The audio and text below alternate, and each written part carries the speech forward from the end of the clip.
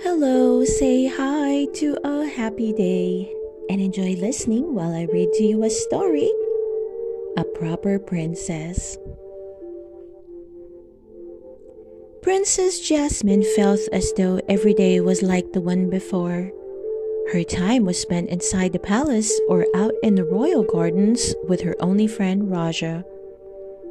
Jasmine often wondered what life was like beyond the palace walls. One day, Jasmine saw Jafar take a bunch of envelopes from her father. "Who are those letters from?" she asked. Jafar stepped forward. "Silly complaints from the people," he said. "Pure nonsense." "Nonsense," squawked Yago. Jasmine asked to read the letters, but the Sultan refused to let her. This was nothing for a princess to worry about. "But father, I want to help," said Jasmine. "I want to do something." "Your job is to be a proper princess," he said, ushering her out to the garden. "Just enjoy it." He smiled and headed back to work. Raja followed Jasmine as she paced. "A proper princess?" she repeated.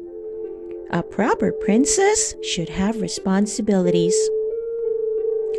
Raja tried to comfort her.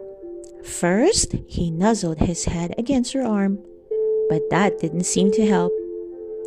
Then Raja let out a low growl, but Jasmine still didn't notice him. Finally, Raja planted himself right in front of her. That's when Jasmine noticed something in his mouth. It was one of the letters. Jasmine hurriedly read it. The letter was from a merchant who was upset about the old town square. He said it was falling apart. She had to find out more. But how? Jasmine would have to see over the palace wall. She tried and tried and tried, but it was a very high wall. She walked around, searching for another way. "Raja, I have an idea," she said, unwrapping the long scarf from around her shoulders. Jasmine tossed the scarf over a tree branch. Then Raja held one end in his mouth while she held onto the other. Slowly, Raja pulled Jasmine rose up to the branches of the tree. She kept climbing until she could see the wall. And there was the old town square. Jasmine saw that it was in need of repair, so she quickly thought of a plan. Jasmine rushed to tell her father about it, but he interrupted her and became angry when he learned she had climbed the tree. "This is not a proper behavior," he scolded. Jasmine wouldn't give up.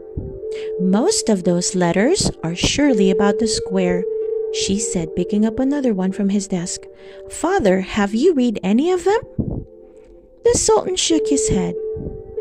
Jasmine described what she'd seen and told him about her idea.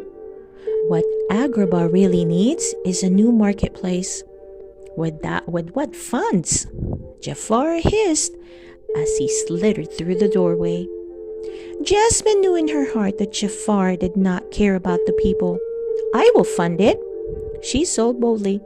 "I will happily offer my jewels for such an important project." Jafar chuckled. Proper princesses do not give up their jewels. The Sultan quieted Jafar. "A central marketplace in Agrabah?" he said, looking at his daughter with pride. "Yes." But then on, the Sultan gave Jasmine the responsibility of reading the letters, but she also had many thank you letters to read. The merchants were so happy to see their marketplace repaired and now filled with treasures from around the world. Jasmine was happy to see it. Climbing the tree to watch the marketplace in action always made her feel closer to her people. But most of all, she finally felt like a proper princess. The end. I hope you enjoy listening to the story, A Proper Princess. Please don't forget to hit that like button and subscribe to listen to more of our favorite book stories. See you soon!